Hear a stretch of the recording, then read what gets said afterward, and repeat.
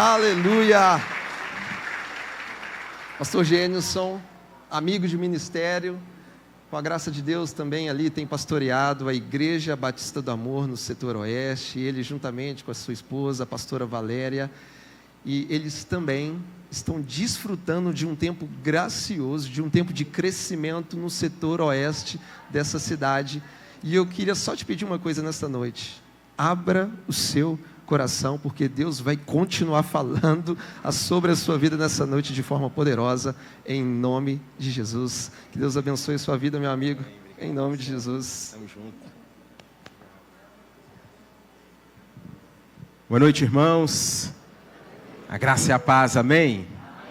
É motivo de muita alegria estarmos celebrando com vocês esses 4 anos de IBA Centro, e onde Deus está, tem liberdade, amém?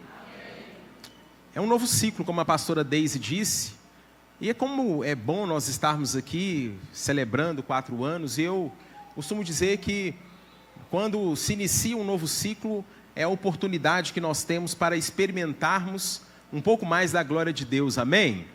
Eu queria rapidamente ler com você um texto que está registrado lá em Atos, capítulo 17, Atos 17, nós vamos ler do versículo 16 ao 23. Atos 17, do 16 ao 23, que diz assim: E quando Paulo os esperava em Atenas, o seu espírito se comovia em si mesmo, vendo a cidade tão entregue à idolatria. De sorte que disputava na sinagoga com os judeus e religiosos, e todos os dias na praça com os que se apresentavam. E alguns dos filósofos epicureus e estoicos contendiam com ele, e uns diziam: Que quer dizer esse paroleiro? E outros: Parece que é pregador de deuses estranhos, porque lhes anunciava Jesus e a ressurreição. E tomando-o, o levaram ao Areópago, dizendo: Poderemos nós saber que nova doutrina é essa de que falas? Pois coisas estranhas nos trazes ao ouvido. Queremos, pois, saber o que vem a ser isto, pois todos os atenienses e estrangeiros residentes de nenhuma outra coisa se ocupavam, senão de dizer e ouvir alguma novidade. E estando Paulo no meio do Areópago, disse: Homens atenienses, em tudo vos vejo um tanto supersticiosos. Porque, passando eu e vendo os vossos santuários, achei também um altar em que estava escrito: Ao Deus desconhecido. Esse, pois, que vós honrais, não o conhecendo, é o que eu vos anuncio. Paulo estava no centro intelectual do mundo daquela época. E Paulo, como todos nós sabemos, ele vem de uma família bem estruturada, se assentou aos pés de Gamaliel, tinha um conhecimento profundo, tanto do conhecimento grego, quanto também da lei romana. Era fariseu de fariseus, conhecedor, poliglota. E Paulo é esse homem que foi responsável por pregar a palavra aos gentios, aqueles que não eram eleitos e escolhidos. Paulo, então, ele separa o judaísmo do cristianismo, e ele foi aquele responsável por pregar também depois dos limites de Jerusalém. Ele leva a palavra e alcançam as pessoas. Ele poderia ter começado muito bem o seu ministério junto ali aos seus irmãos, aos seus condescendentes, mas não. Ele foi enviado. Então Paulo ele cresce no meio dessa civilização. E eu me lembro que ano passado eu estava estudando com meu filho, ele estava no 6º ano, e eu estava estudando em história com ele, a Grécia, estava estudando a Roma, e eu me lembro que muitas das coisas que ele estava estudando, quando eu estava preparando essa mensagem, há um tempo eu ministrei essa palavra também lá na Oeste, ela saltou aos meus olhos e eu me lembrei da história. Então a civilização, os gregos, eles são responsáveis pelo conhecimento filosófico, como a metafísica, a lógica, a ética, a filosofia política, os Jogos Olímpicos e as Olimpíadas como nós conhecemos. Então a civilização ocidental, como nós conhecemos hoje, ela é responsável, ela é fundada num tripé, numa tríade, que é justamente os conhecimentos morais e éticos do judaísmo cristão, a filosofia grega e o direito romano. Gente, vocês me desculpam que eu estou um pouquinho assim, gripado, e o Senhor vai dar graça, amém? Então, é para essas pessoas que Paulo foi pregar. Pessoas que detinham um conhecimento espetacular. Pessoas que tinham, assim, um entendimento diferenciado. E quando Paulo chega naquele local, algo chama a atenção dele. Paulo se entristece. E ele vê aquele povo que não conhecia o Deus vivo e ressurreto se dobrando diante de imagens.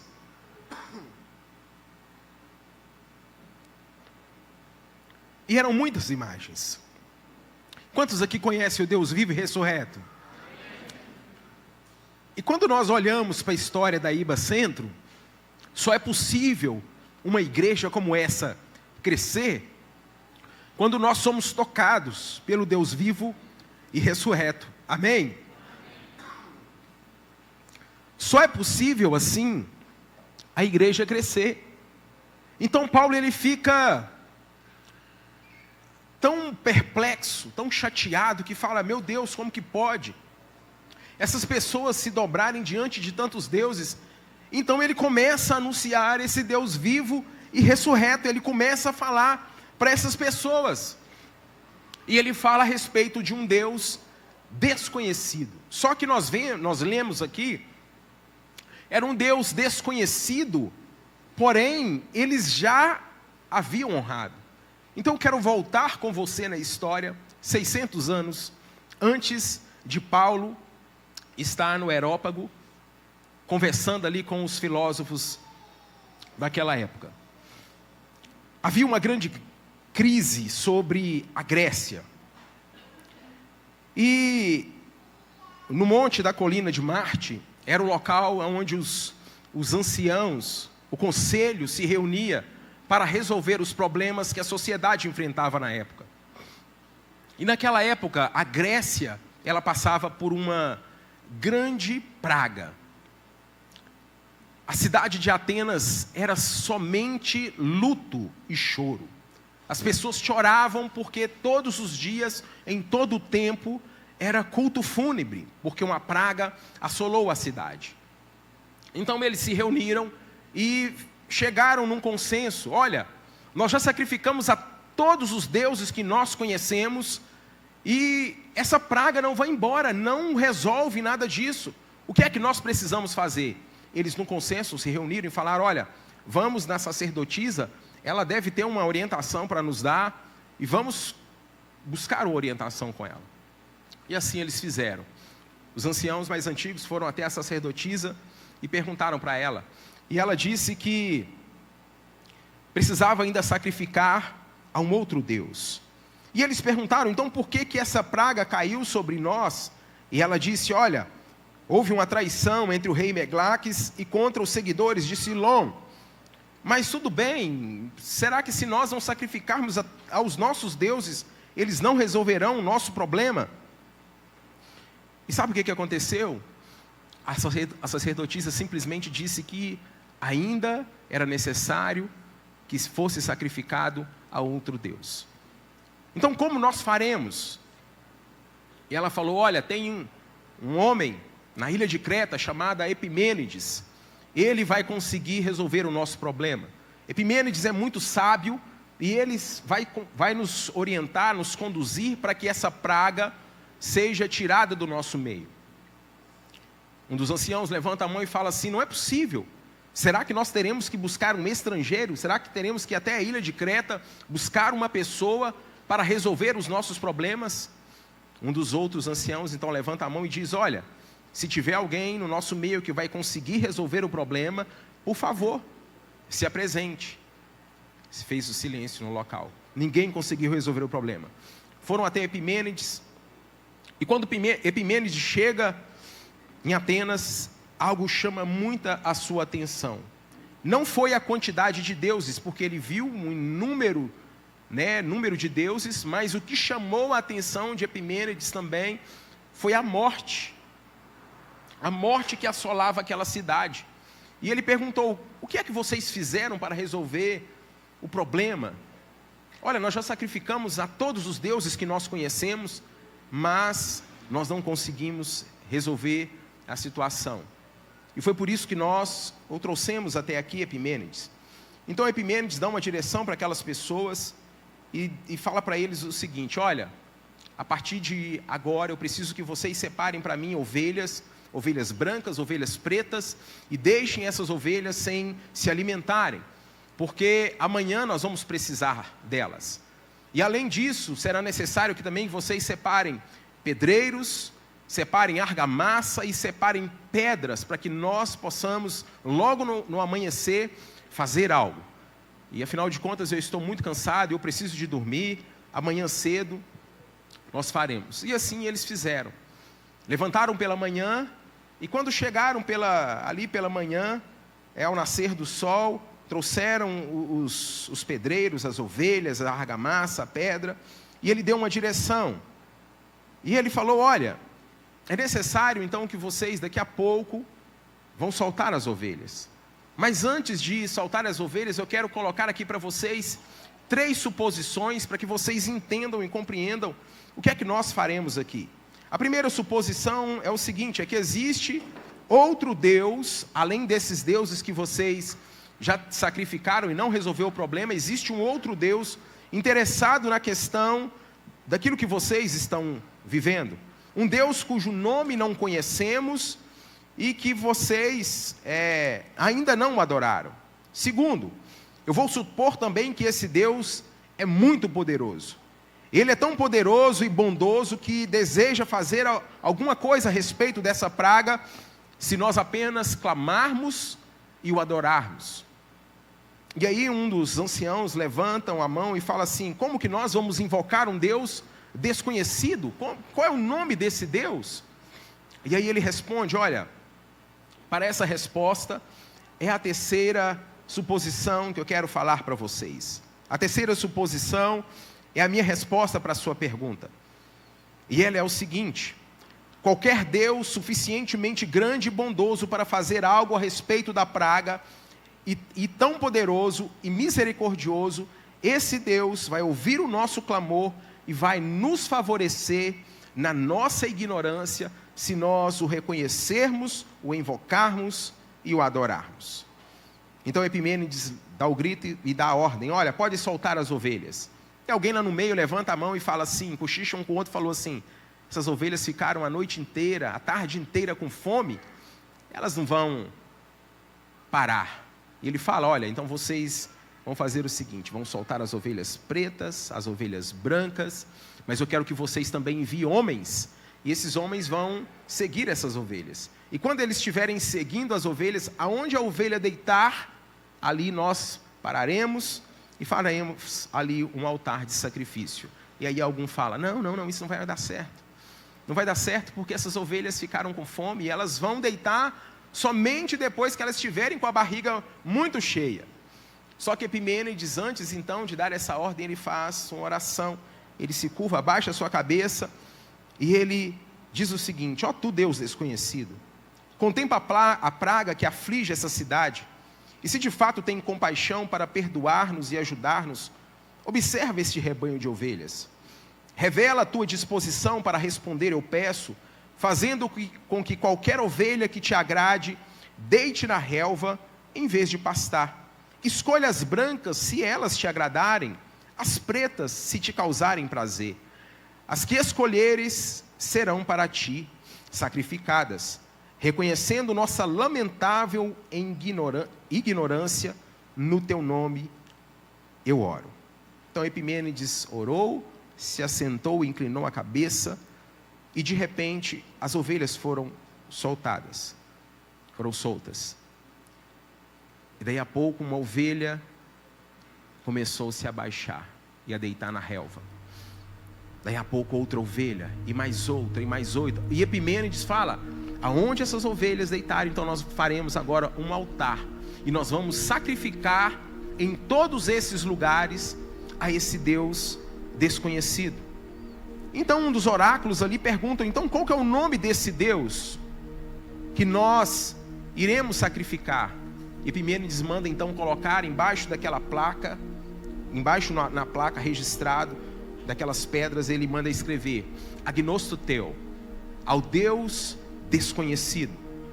Então na madrugada do dia seguinte, a praga já estava sendo dissipada. Em uma semana já não acontecia mais nada em Atenas.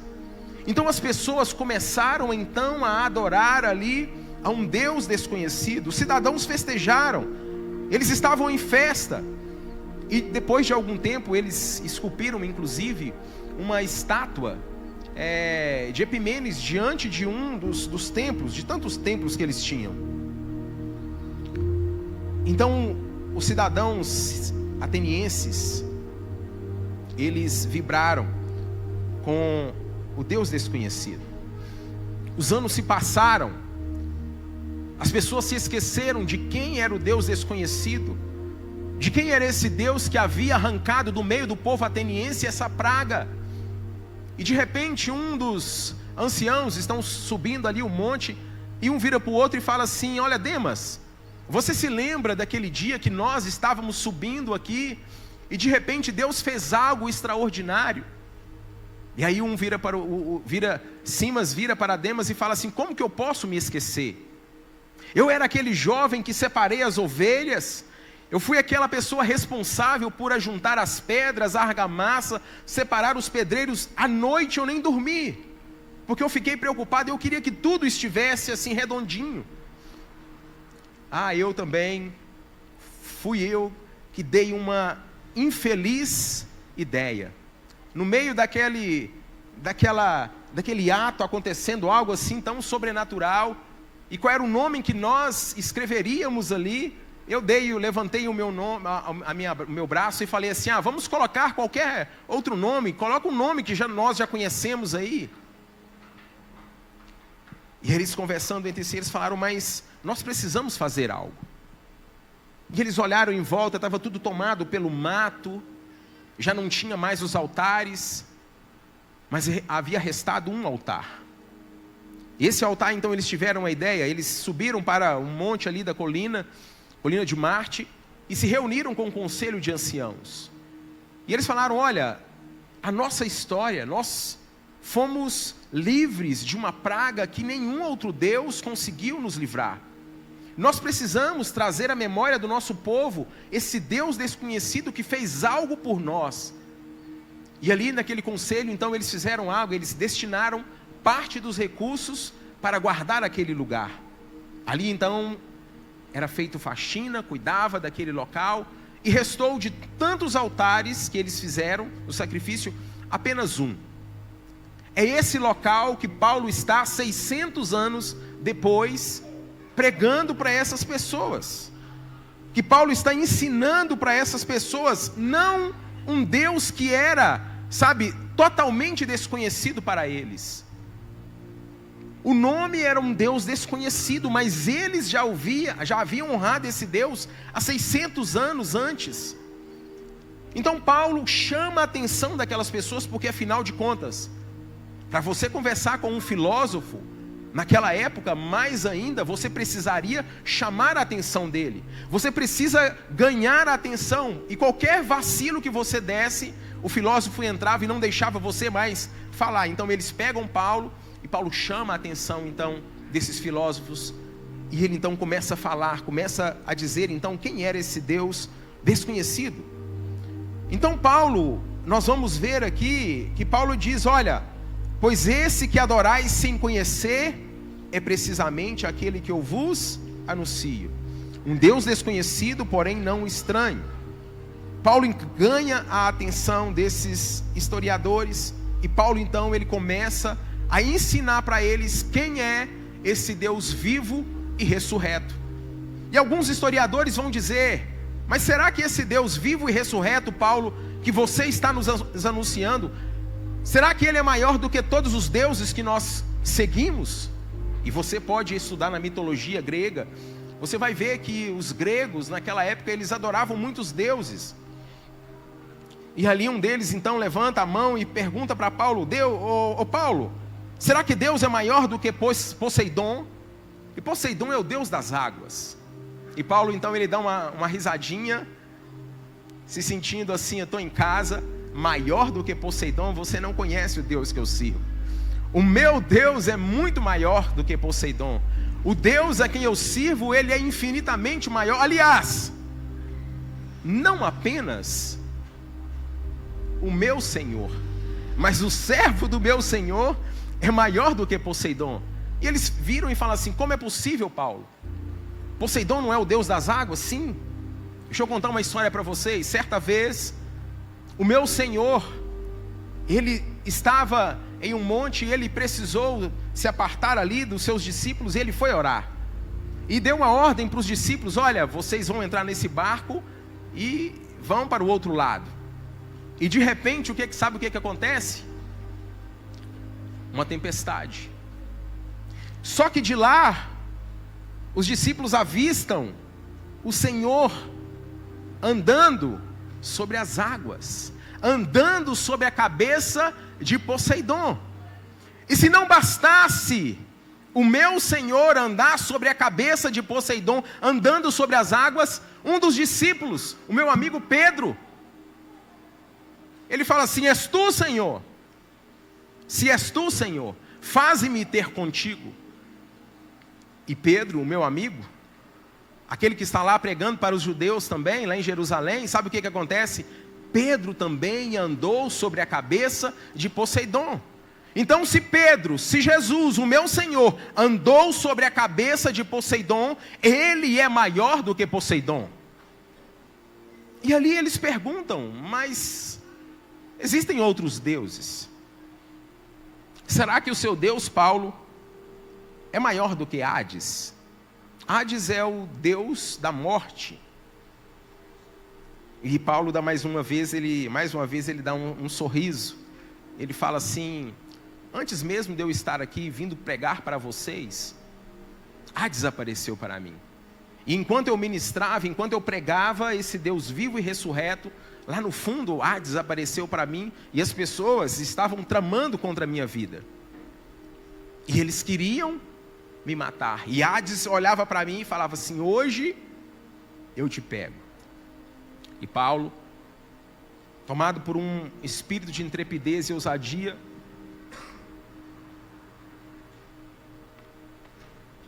ele vira para Hades e fala assim: ó Hades, onde está, ó Hades, o teu aguilhão?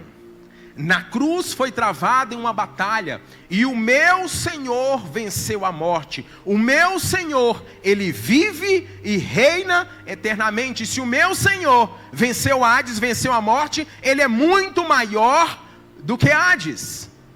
Amém, irmãos? E eles não satisfeitos, então eles perguntaram: então tá tudo bem, Paulo, ele é maior do que Poseidon, ele é maior do que Hades, mas nós temos o Zeus. Zeus é o pai dos deuses para os gregos. Será que o seu Deus, o seu Senhor é maior do que Zeus? Paulo então olha e pergunta para eles: aonde que Zeus mora? E eles apontam a colina lá do Monte Olimpo e falam assim: olha, Paulo, é lá naquele monte, no Monte Olimpo que Zeus habita. Ah, então entendi. Mesmo ele morando naquele monte, para que ele veja os céus, Zeus então precisa olhar para cima, é isso mesmo? Eles falaram: sim. O Deus que eu sirvo, o Deus vivo e ressurreto, é muito maior do que Zeus. Porque a palavra do Senhor diz que quando Deus, o meu Senhor, quando Ele quer olhar para os céus, Ele não inclina a cabeça para cima. A Bíblia diz que Ele inclina a cabeça para baixo para que Ele veja os céus. Então o meu Deus, o meu Senhor, é muito maior do que Zeus. E é esse Deus que nós servimos, amém, Igreja Batista? É esse Deus. Esse Deus que a IBA Centro serve. O Deus que nós servimos, Ele é maior do que tudo. O Deus que nós servimos é maior do que as galáxias, é maior do que as nebulosas, Ele é maior do que tudo. E a razão de nós estarmos aqui, como a pastora Deise diz, é de nós adorarmos a esse Deus. Então Paulo, nessa revelação para os gregos, ele sai ali de Atenas e ele funda a primeira igreja, que é a igreja de Corinto. A igreja de Corinto era uma igreja fantástica. Uma igreja que tinha defeitos, sim ou não? Sim, tinha muitos defeitos. Assim como nós. Nós não somos perfeitos. Estamos no processo, estamos buscando. Tudo que nós fazemos, aleluia, glória a Deus. 4 anos de Iba Centro, amém? Mas é graça, não é, pastor Douglas? É graça. Tudo é a graça. Nós vemos o favor de Deus em cada momento, em cada detalhe. Então Paulo, ele funda essa igreja de Corinto. E ali, em 1 Coríntios capítulo 12, no versículo 1 até o 12, Paulo, depois de pregar para os atenienses, ele funda essa igreja muito próxima ali de Corinto. E ele vai escrever para essa igreja de Corinto, que está registrado lá em 1 Coríntios capítulo 12. Eu quero ler para vocês, já estou terminando. E Paulo, ele diz o seguinte: não quero, irmãos, que sejais ignorantes. Vós bem sabeis que erais gentios, levado aos ídolos mudos, muito parecido com os atenienses, conforme eres guiados. Portanto, vos quero fazer compreender que ninguém de fato, que fala pelo Espírito de Deus, diz: Jesus é anátema. E ninguém pode dizer que Jesus é o Senhor, senão pelo Espírito Santo. Ora, há diversidade de dons, mas o Espírito é o mesmo. E há diversidade de ministério, mas o Senhor é o mesmo. E há diversidade de operações, mas é o mesmo Deus que opera tudo em todos. Mas a manifestação do Espírito é dada a cada um para o que for útil. Diga: para o que for útil. Diga assim: mas a manifestação do Espírito é dada a cada um para o que for útil. Porque a um pelo Espírito é dada a palavra de sabedoria, a outro pelo mesmo Espírito a palavra de ciência, a outro pelo mesmo Espírito a fé, e a outro pelo mesmo Espírito dons de curar, e a outro operação de maravilhas, e a outro profecia, e a outro dom de discernir os espíritos, e a outra variedade de línguas, e a outro a interpretação de línguas. Mas a um só é o mesmo Espírito opera todas essas coisas, repartindo particularmente a cada um como quer. Eu quero fazer aqui uma experiência com vocês. Feche os seus olhos por um instante em nome de Jesus. Feche os seus olhos, por favor. Agora que você fechou os seus olhos, imagine comigo. Imagine que você está na igreja agora de Corinto. O irmão que está do seu lado é profeta. Daqui a pouco ele vai profetizar sobre a sua vida. O outro que está do outro lado, ele interpreta línguas. O que está à sua frente tem dons de cura. O que está atrás opera milagres. O outro, sinais e maravilhas. O outro tem um dom da palavra de sabedoria nos lábios. Aquele lá do fundo, aquele lá atrás tem um dom de discernir espíritos. Essa era a igreja de Corinto. Pode abrir os seus olhos. Uma igreja imperfeita. Uma igreja que Paulo teve que escrever uma carta para ela, ainda que seja uma carta de memória. Porque quando Paulo escreve essa igreja, desde a época da sua fundação, haviam se passado aproximadamente 20 anos. Então Paulo estava escrevendo uma memória daquilo que já havia acontecido com a igreja. Então a igreja estava no processo. Uma igreja que estava caminhando por muitas dificuldades. Mas essa era a igreja de Corinto, que tinha dons espirituais concedida pelo Espírito Santo. Eu quero te dizer nessa noite que você não veio aqui simplesmente porque é aniversário da Iba Centro. Deus te trouxe aqui nessa noite porque Deus, Ele quer conceder dons espirituais para a sua igreja ainda mais. Amém? Deus quer distribuir dons espirituais no meio da sua noiva, no meio da sua igreja. Porque é só através dos dons espirituais, irmãos, que nós conseguimos avançar. É só através dos dons espirituais que a IBA Centro vai conseguir, sabe, ganhar todas aquelas almas que o Senhor já designou para que sejam ganhas. É só através dos dons espirituais que vocês vão conseguir cuidar das multidões que virão. É somente através dos dons espirituais que as pessoas chegarão maltratadas, feridas, desamparadas, mas através de uma palavra de sabedoria, através de uma palavra de cura, através de uma palavra de profecia que você vai direcionar para a vida daquela pessoa, e você vai dizer para ela: olha, não temas porque o Senhor é contigo, não tenha medo porque o Senhor diz para você nessa noite, acalma o teu coração, você será guiado pelo Espírito Santo, amém? Só que a palavra do Senhor diz que o Senhor, o Espírito de Deus, dá a cada um para o que for útil. Nós lemos aqui. Então Deus dá, e quando nós caminhamos um pouquinho mais, em 1 Coríntios, no capítulo 14, no versículo de número 1, Paulo escreve para essa mesma igreja, e depois você pode meditar nessa palavra. Leia 1 Coríntios 12, na sequência, Paulo vem falando sobre o amor, um texto muito conhecido por todos nós. Mas antes de falar no amor, assim que ele termina de falar dos dons espirituais, sabe o que ele fala? Da unidade. 2024 é o ano da... O propósito dos dons espirituais é para nós vivermos essa unidade.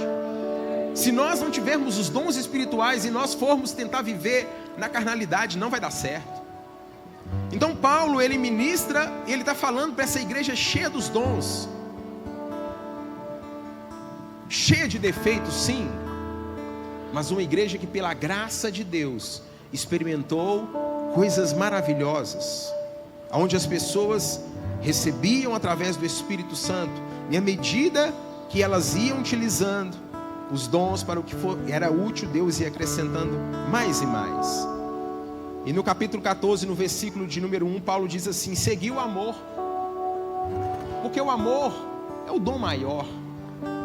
Ninguém faz nada sem o amor. O pastor Ricardo, ele costuma dizer: se o amor não resolve, nada mais resolve. Então Paulo, ele diz: olha, segui o amor. Só que ele dá uma direção para nós. Ele fala: procurai com zelo os dons espirituais. Os dons espirituais, eles precisam ser procurados. O Espírito dá conforme Ele quer, mas nós precisamos procurar. Você já perdeu alguma coisa na sua casa, sim ou não? O que é que você faz quando você perde? Você para e procura, sim ou não? É disso que Paulo está falando. Nós precisamos procurar, precisamos buscar no Senhor.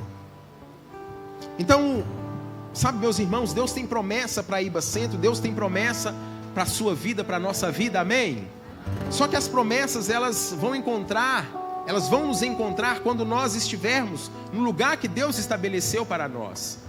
A promessa de Deus, ela se cumpre. Só que o que o diabo quer fazer muitas vezes? Nos remover do centro da vontade de Deus. Porque todas as vezes que nós estamos fora do centro da vontade de Deus, da posição que Deus quer, as promessas são adiadas. Então o que nós precisamos? É permanecer no centro da vontade de Deus. É buscar os dons espirituais e falar: Deus, eu cheguei aqui na IBA Centro, como a pastora Deise ministrou, eu estava ferido, eu estava maltratado, eu não queria mais saber de igreja, eu cheguei aqui simplesmente, eu queria só sentar e receber, mas eu entendi que eu sou corpo, eu entendi que eu faço parte desse corpo, e eu tenho uma função a exercer nesse corpo, e eu quero, Senhor, exercer a função, mas antes, ó Pai, eu preciso dos Teus dons, eu preciso do Teu Santo Espírito, porque por mim mesmo eu nada posso fazer, amém, igreja? Então essa é a vontade de Deus para nós, essa é a vontade de Deus para a IBA Centro. E quando nós, me permita aqui, pastor Douglas, quando nós olhamos para a IBA Centro, quando nós olhamos para vocês, pastora Deise, pastor Douglas,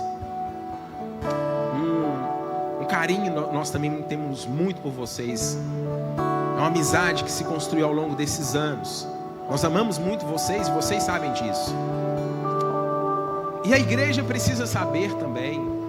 Eu sei que as pessoas mais próximas já experimentaram esse amor que foi derramado sobre a vida do pastor Douglas, da pastora Daisy, e eles derramam sobre a vida de vocês. O pastor Douglas e a pastora Daisy são pastores de ovelhas. O pastor Douglas e a pastora Daisy, eles amam cuidar. É perceptível, é palpável isso. Eles são cuidadores de ovelhas. Eles não são cuidadores de jumentos. Jumento a pessoa bate. Jumento a pessoa explora. Jumento a pessoa põe carga. Não é isso que eles fazem com a igreja. Muito pelo contrário. Eles dão a vida. Eles se sacrificam. Nós que estamos no dia a dia, acompanhamos as lutas de um pastor, a gente vê esse coração deles. Eles amam. Eu tenho certeza que a vontade dele é que essa igreja se levante ainda mais com esse entendimento de servir não apenas uns aos outros, mas também de servir aqueles que o Senhor vai acrescentar dia após dia. Eu queria te convidar nessa noite a se colocar de pé nessa visão, nesse sentido de saber que o Senhor quer derramar dons espirituais sobre a sua vida. Você não serve a um Deus desconhecido, como Paulo pregou em Atenas. Você serve a um Deus vivo e ressurreto.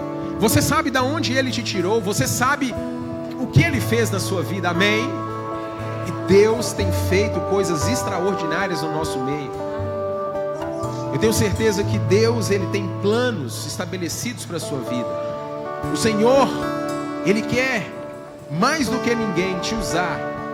Ele quer dar dons e talentos para que você viva esse sobrenatural. Feche os seus olhos por um instante, eu quero orar por você, em nome de Jesus. Pai, aqui estamos nós, a tua igreja, a tua noiva, Senhor. A Iba Centro se reúne aqui nessa noite, ó Pai, e eu quero te pedir, meu Deus, em nome de Jesus, concede, ó Pai, dons espirituais para a tua noiva, para a tua casa, Senhor, em nome de Jesus, para que os irmãos, ó Pai, e as mulheres, eles possam experimentar, ó Deus, do Senhor, ó Pai. Que não seja, Deus, apenas para satisfazer, ó Pai, o ego pessoal, porque não é para isso que o Senhor concede dons, mas para que a tua noiva, para que a igreja cresça, para que a igreja, Pai, consiga cuidar de todos aqueles que o Senhor tem enviado, Pai. Desperta-nos, ó Deus, desperta-nos ainda mais, nos leve, ó Pai, a um nível de comunhão, de intimidade contigo, Senhor, a tal ponto, ó Deus, que nós possamos procurar, até encontrar, ó Pai, aquilo que o Senhor tem já preparado para nós.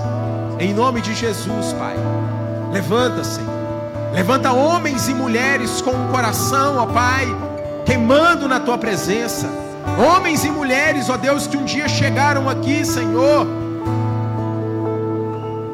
e já haviam desistido de tudo. Queriam apenas receber, Pai. Mas o teu Santo Espírito nessa noite, ó Deus, vai queimar nesses corações mais uma vez. Incendeia, Senhor. Incendeia os nossos corações, incendeia cada coração aqui nessa noite, ó Pai, para que nós possamos, em nome de Jesus, Pai, anunciar esse Deus vivo e ressurreto, aonde quer que nós estejamos, ó Pai. Em nome de Jesus, Pai, nós te louvamos, nós te bendizemos e te agradecemos, pois sabemos que Tu és o grande eu sou, o Deus Todo-Poderoso, o Deus que tudo criou e tudo formou, Senhor. E nós amamos estar na Tua casa, nós amamos Te servir, ó Pai, em nome de Jesus. Você pode levantar as suas mãos aos céus e aplaudir o nome de Jesus nessa noite.